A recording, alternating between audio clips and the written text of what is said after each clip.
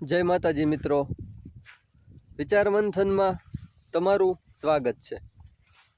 विचार मंथन में आजनो विषय है सबसे बड़ी चूक। आपणे क्यारेक कोई व्यक्ति साथे दलील में उतरवानुं थाय, कोई बात ने लईने,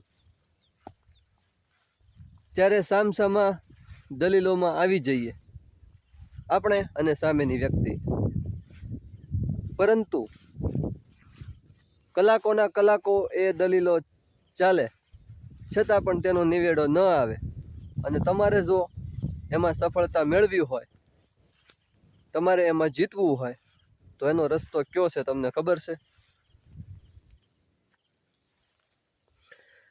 एनो रस्तो छे तमारे ए व्यक्ति साथे दलीलमां उतरवाने बदले छाનું મનું ચૂપ થઈ જવાનું। એટલે સામેની વ્યક્તિ અમુક સમય પછી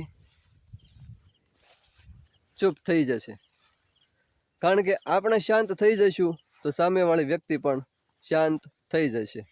કારણ કે દલીલબાજી કરવાથી કાંઈ હાંસલ તો થવાનું નથી, વાતાવરણ ખરાબ થવાનું છે, કોઈને કાંઈ મળવાનું નથી। એટલે બેમાંથી એકાદાએ તો નમતું આપવું જ પડે અને આપણે સમજી વિચારીને જો ચૂપ થઈ જઈએ તો વાતનો નિવેડો આવી જતો હોય છે। આ બાબતનો અતિરેક આપણને ઘર સંસારમાં વધારે જોવા મળે છે। કોઈ દંપતિ હોય નવું સવું અને ક્યારેક બંને વચ્ચે સામાન્ય વાતને લઈને ઝઘડો થાય ત્યારે બંનેમાંથી નમતું ન આપે ત્યારે તેમાંથી એકાદાએ સમજી જવાની જરૂર છે કે એકાદાએ ચૂપ થઈ જવું અને આ વિવાદનો અંત લાવવો। ઘણી વખત જો આ સમસ્યાનું નિરાકરણ એ સમય લાવવામાં ન આવે તો આ સમસ્યા વધી જતી હોય છે મિત્રો। અને અત્યારે કોઈનામાં સહનશક્તિ રહી નથી। માણસો તમારે જોવું હોય તો જોઈજો, સમસ્યા ઘટાડવાને બદલે સમસ્યા વધારવાનું કામ વધારે કરે છે। તમારે જ્યાં જોવું ત્યાં જોઈજો, તમને મોટા ભાગે એવા માણસો જોવા મળશે જે સમસ્યા ઘટાડવાને બદલે સમસ્યા વધારવામાં રસ લેતા હોય।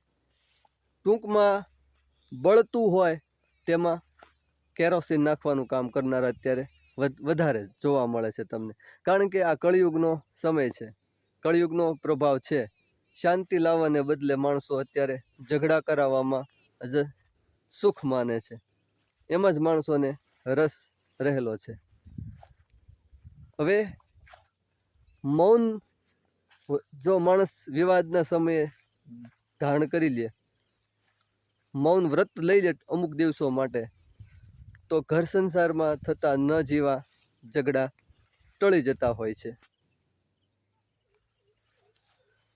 ઘણા માણસોની જીભ કડવી હોય છે, ઘણા માણસો બોલે ઉગ્ર ભાષામાં, તોછડી ભાષામાં, તો આપણને ગમતું હોતું નથી। આપણે એમને સમજાવીએ તો પણ સમજતા હોતા નથી। એવા માણસોએ તો ખાસ અમુક સમય માટે મૌન ધારણ કરવું જોઈએ, જેથી એ જે વાતાવરણમાં રહેતા હોય ત્યાં લોકોને શાંતિ મળે। મહાત્મા ગાંધીના જીવનમાં જ્યારે જ્યારે આવા પ્રશ્નો ઊભા થતા, તેઓ મહત્ત્વના કોઈ કાર્યમાં લાગેલા હોય અને તેમની પાસે એવો કોઈ પ્રશ્ન આવે કે એમણે દલીલોમાં ઉતરવાનું થાય, એમને કોઈ નિર્ણય લેવો ના સૂઝે, ત્યારે મહાત્મા ગાંધી મૌન વ્રત ધારણ કરી લેતા। તેઓ શાંત થઈ જતા, અમુક દિવસો માટે મૌન થઈ જતા અને સમસ્યાનું સમાધાન અમુક દિવસો પછી આવી જતું। મૌનનું મહત્ત્વ મિત્રો બહુ છે। ઘર સંસારમાં, આપણા કાર્યક્ષેત્રમાં, આપણા જીવનના કોઈ પણ ક્ષેત્રમાં જો આપણે યોગ્ય સમયે, એવા સમયે કે જ્યારે આપણે કોઈ સાથે ન જેવી બાબતમાં ઘર્ષણ થાય તો ત્યારે પણ જતું કરીને, નમતું આપીને જો મૌન ધારણ કરી લઈએ તો ઘણી સમસ્યાઓ ઓટોમેટિક એની મેળે શાંત થઈ જતી હોય છે. આ આપણને એ સમયે સમજાતું નથી, પણ એ ત્યારે સમજાય છે જ્યારે આપણે ભારે નુકસાન કરી બેસતા હોઈએ છીએ. કોઈ સાથે ઝઘડામાં ઉતરીને, કોઈ સાથે લડાઈ કરીને પછી જ્યારે નુકસાન આવે ત્યારે આપણને ખબર પડે કે એ સમયે હું જો ચૂપ રહ્યો હોત તો ઘણું સારું થાત. પરંતુ મિત્રો, આપણી અંદરનો અહંકાર, આપણી અંદરનો ઘમંડ આપણને શાંત થવા દેતો નથી.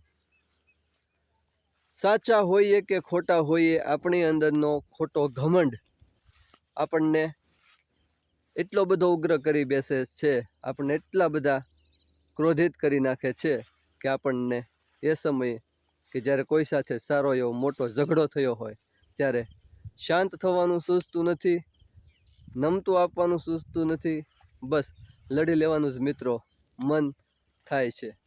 અને એના પરિણામે આપણે ઘણું બધું નુકસાન વેઠવાનું થાય છે, એના માઠા પરિણામો આવે છે. અને આ બધાના આવા ઝઘડાઓના સાક્ષી આપણે પણ ક્યારેક ક્યારેક બનતા હોઈએ છીએ મિત્રો, કે જેમાંથી કાંઈ લાભ થવાને બદલે આપણને નુકસાન જ થતું હોય છે. મિત્રો, શક્ય હોય તો અઠવાડિયામાં એક દિવસ મૌન રહેવાનો પ્રયત્ન પણ કરી શકાય. મૌન રહેવાથી આપણી અંદર, મનની અંદર ઉદ્ભવતા નકામા વિચારો પણ શાંત થઈ જતા હોય છે. આપણે બધા સાથે કે આપણી સાથે જે વ્યક્તિઓ સતત સંપર્કમાં રહેતી હોય તેમની સાથે કોઈને કોઈ વાતને લઈને સતત બોલતા જ રહેતા હોઈએ છીએ. એમાંની કોઈ વાતો કામની હોય છે, કોઈ કામની હોતી નથી. ખાસ કરીને એવી વાતો તો વધારે હોય છે જેનો કોઈ અર્થ નથી હોતો મિત્રો. આ આપણે જ્યારે બોલતા હોઈએ છીએ ત્યારે આપણા શરીરની ઉર્જાનો પણ વ્યય થતો હોય છે. શરીરની જે જટિલમાં જટિલ ક્રિયા છે તે બોલવાની છે, કારણ કે એની સાથે આપણા શરીરના ઘણા બધા અંગો એકસાથે જોડાતા હોય છે. પરિણામે ઘણી બધી ઉર્જાનો વ્યય થતો હોય છે. હવે જો આપણે અઠવાડિયામાં કે અમુક કલાકો માટે મૌન થવાનું વિચારીએ, કે મૌન રહેવાનું એવી ટેવ પાડીએ તો આપણને ઘણો લાભ થતો હોય છે મિત્રો. આપણને શરીરને પણ ફાયદો થતો હોય છે. માટે મિત્રો, શક્ય હોય તો અઠવાડિયામાં એકાદ દિવસ મૌન રહેવાનો પ્રયત્ન કરવો. આમ ચૂપ રહેવાના ઘણા બધા ફાયદા છે. ચૂપ રહેવાથી આપણા ઘણા કાર્યો સિદ્ધ થાય છે મિત્રો. વિચાર મંથનમાં ચૂપ રહેવાના ફાયદા ઉપર આજે આટલું. બસ. જય માતાજી.